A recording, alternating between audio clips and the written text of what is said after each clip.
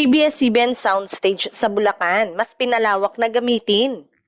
Matapos ang ilang taong paghahanda, mas ginagamit na ngayon ng ABS-CBN ang kanilang state-of-the-art soundstage sa San Jose del Monte, Bulacan. Ang pasilidad na ito, kilala bilang ABS-CBN Soundstage Complex, ay bahagi ng Horizon IT Park na may kabuwang 7.7 hectare. Na ina-accurate ang Phase A1 noong December 2018, kung saan opisyal na binuksan ang unang soundstage sa support building mula noon. Nagsimula ng gawin dito ang ilang malalaking produksyon ng Kapamilya Network.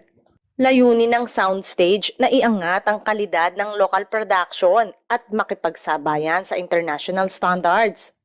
Ayon sa ABS-CBN, ang proyekto ay nakikita bilang game changer para sa industriya ng pelikula at telebisyon sa bansa.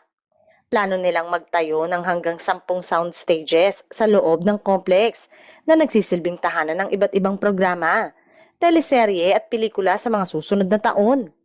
Bagamat tuloy-tuloy pa ang pagtatapos ng ibang phases, malaking hakbang na ang paggamit ng mga nakatayo ng pasilidad. Mas makakapagbigay ito ng mas organisado at cost-efficient na produksyon kumpara sa tradisyonal na on-location shooting. Sa kabila ng mga pagsubok na hinarap ng network sa nakaraang taon, malinaw na patuloy silang nag-i-invest para sa kanilang content at sa hinaharap ng entertainment industry sa bansa. Ang ABS-CBN Soundstage sa Bulacan ay hindi lamang para sa kapamilya shows, kundi posibleng maging venue rin para sa mga international collaborations.